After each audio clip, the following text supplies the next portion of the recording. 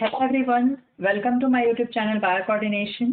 सो last lecture में हमने एक नया कोर्स स्टार्ट किया था। ठीक है, नया कोर्स है ह्यूमन फिजियोलॉजी। उसमें मैंने फर्स्ट चैप्टर जो है डाइजेशन एंड एब्जॉर्प्शन, जिसको हम ह्यूमन न्यूट्रिशन भी बोलते हैं, वो मैंने स्टार्ट किया था। और हम लोग ने ह्यूमन डाइजेस्टिव सिस्टम के का इंट्रोडक्शन पढ़ा था। ठीक है, उसमें हमने 5 वेरियस टाइप्स भी पढ़े थे। ठीक है, फिर अभी जो नेक्स्ट टॉपिक है ना, वो एलिमेंट्री कैनल के ऊपर है। क्या है alimentary canal and its organ? Alimentary canal के बारे में मैंने लास्ट लेक्चर में बताया था कि ये क्या है, एक लॉन्ग ट्यूबुलर स्ट्रक्चर है। कहाँ से स्टार्ट होता है? तो माउथ से स्टार्ट होता है और एंड कहाँ पे होता है? एनस पे होता है। ठीक है, अब ये तो एलिमेंट्री कैनल मतलब इतना बड़ा है, बट इसके बीच में कितने ऑर्गन हैं, मतलब इसमें कौन कौन से ऑर्गन्स आते हैं? तो कौन कौन से ऑर्गन आते हैं? Mouth, tongue and teeth. ठीक है, माउथ, टंग एंड टीथ। फिर फेरिंग्स आता है, फिर ईसोफेगस आता है। वो जो लॉन्ग ट्यूबुलर पाइप जैसा स्ट्रक्चर है ना, जो स्टमक पे क्या होता है, ओपन होता है, उसी को कहते हैं ईसोफेगस। आगे पढ़ेंगे अभी हम। फिर स्टमक है, उसमें भी जो उसके पार्ट्स हैं वो पढ़ेंगे हम। फिर small and large intestine and last is anus. यहाँ पे हमारा एलिमेंट्री कैनाल खत्म हो जाएगा।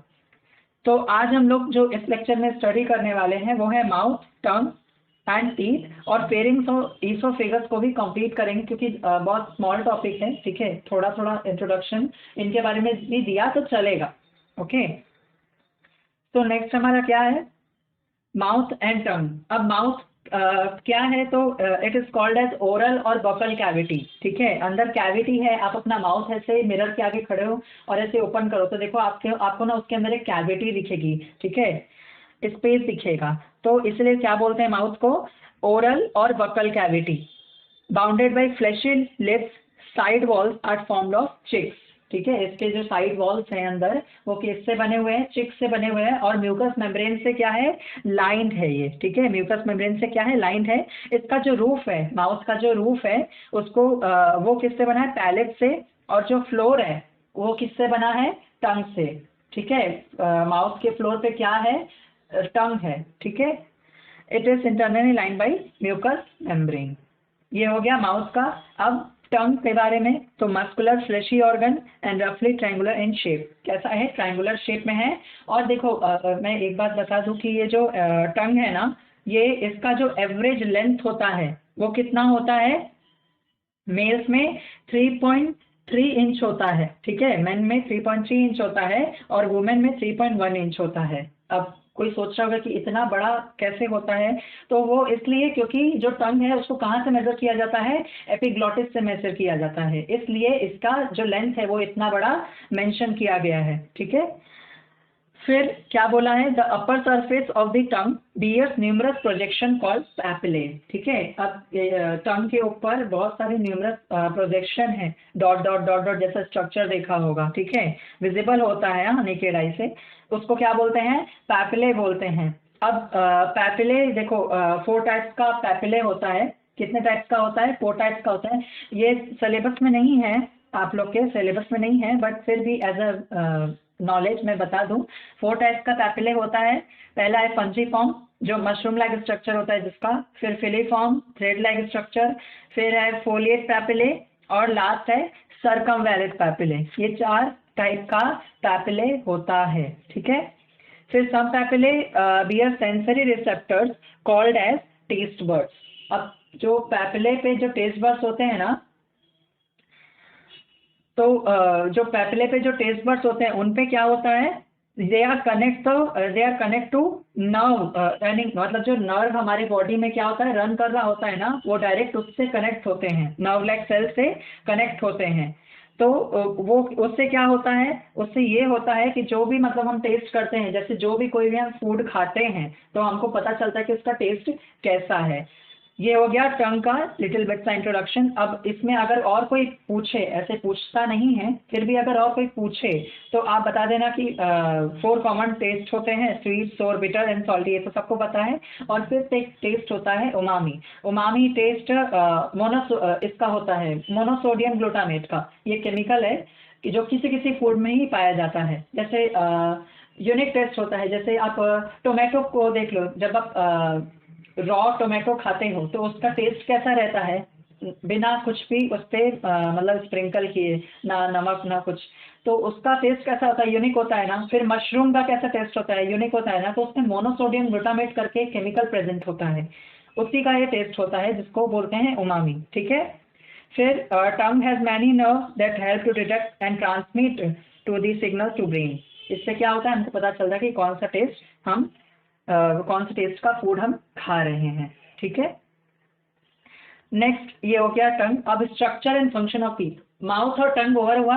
अब टीथ और टीथ का स्ट्रक्चर एंड फंक्शन हम पढ़ेंगे। तो human dentition is described as thecodont, diphyodont and heterodont. Human dentition को किसमें डिस्क्राइब किया गया है, 3 पार्ट्स में, थीकोडोंट, डाइफायोडोंट एंड हेट्रोडोंट। अब देखो हमारे पूरे लाइफ स्पैन में ओनली 2 सेट्स ऑफ टीथ आते हैं। एक तो मिल्क टीथ होता है, ठीक है, और एक परमानेंट टीथ होता है, ठीक है। इसी को क्या बोलते हैं, डाइफायोडोंट डेंटिशन, ठीक है। डाई मतलब 2, ठीक है। डाइफायोडोंट डेंटिशन यानी 2 सेट के पूरे लाइफ स्पैन में सिर्फ 2 सेट के टीथ आना, उसको क्या बोलते हैं, डाइफायोडोंट डेंटिशन।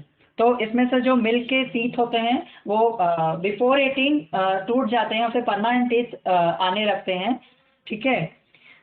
इसी को क्या बोलते हैं हम, diphyodont dentition. Have 4 different type of teeth. अब कितने टाइप के टीथ होते हैं, ये तो 4th क्लास में ही पढ़ा दिया जाता है, ठीक है। कितने टाइप के टीथ होते हैं, incisor, canine, premolar and molar. कितने होते हैं, incisor, canine, premolar, molar, 4 types के टीथ होते हैं। फिर कहाँ और कितने प्रेजेंट होते हैं, ये देखो हमको यहाँ पता चलेगा। हाफ ऑफ ईच जॉ, मतलब हाफ ऑफ ईच जॉ मतलब देखो आप ऐसे बकल कैविटी को ओपन करो, मतलब माउथ को ओपन करोगे ना, तो आपका जो टीथ का अरेंजमेंट है वो 2 पार्ट में डिवाइड हो जाता है। एक अपर जॉ मतलब ऊपर का जो जॉ है, और लोअर जॉ, ठीक है। तो उसमें जो 4 टाइप के टीथ है ना, वो ऊपर भी प्रेजेंट है और नीचे भी प्रेजेंट है। कितने कितने प्रेजेंट है, देखो इंसीजर कितना प्रेजेंट है, 2 इंसीजर प्रेजेंट है, एक लोअर में और एक अपर में, ठीक है। 2 इंसीजर प्रेजेंट है, सॉरी एक नहीं, 2 इंसीजर प्रेजेंट है, एक ऊपर अपर जॉ में और एक और 2 लोअर जॉ में, ठीक है। मतलब एक पेयर ऊपर है और एक पेयर नीचे है। फिर कैनाइन का एक कैनाइन, 1 कैनाइन, ओनली 1 कैनाइन ऊपर है और एक 1 कैनाइन नीचे है। 2 प्रीमोलर्स का भी एक सेट ऊपर है और एक सेट नीचे है। फिर मोलर्स, 3 मोलर्स, ठीक है। तो इसमें 3 जो टीथ है मोलर के वो ऊपर हैं और 3 नीचे हैं। इसी को मिला के क्या बनता है, ये डेंटल फॉर्मूला बनता है। ये देखो, इंसीजर 2/2, कैनाइन 1/1, प्रीमोलर 2/2 और मोलर 3/3, 2 1 2 3 2 1 2 3, ठीक है। फिर अब ये देखो इधर मल्टीप्लिकेशन करके बताया गया है कि ऐसे मतलब हम लोग बोलते हैं ना कि 32 टीथ है, तो that is 8 × 2 is equal to 16 teeth in jaw. मतलब एक जॉ में, अपर जॉ में 16, लोअर जॉ में 16, तो 16 + 16 32 टीथ। क्लियर, ये हो गया टीथ का अरेंजमेंट। अब इसका स्ट्रक्चर देखते हैं। तो डायग्राम ध्यान से देखो थोड़ा। इसका जो ऊपर वाला पार्ट है ना, जो ऐसा ताज जैसा है, ठीक है, क्राउन है, इसको क्या बोलते हैं, क्राउन बोलते हैं। जो हार्ड पार्ट होता है ना, उसको क्या बोलते हैं, क्राउन बोलते हैं। और बाकी को जो उसके नीचे है, क्राउन के नीचे, उसको क्या बोलते हैं, रूट बोलते हैं, ठीक है।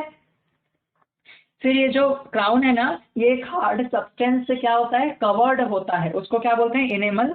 इनेमल किस चीज से बना होता है, calcium phosphate and calcium carbonate. देखो यहाँ लिखा है calcium, enamel is made up of calcium phosphate and calcium carbonate. फिर इसके नीचे आता है डेंटाइन, पल्प, फिर गम्स आते हैं इसके नीचे, फिर बोन है, टीथ में बोन तो होगा ही ना।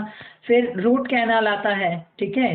नर्व्स एंड ब्लड वेसल्स आते हैं, ठीक है, ये तो जरूरी है ना, नर्व्स एंड ब्लड वेसल्स।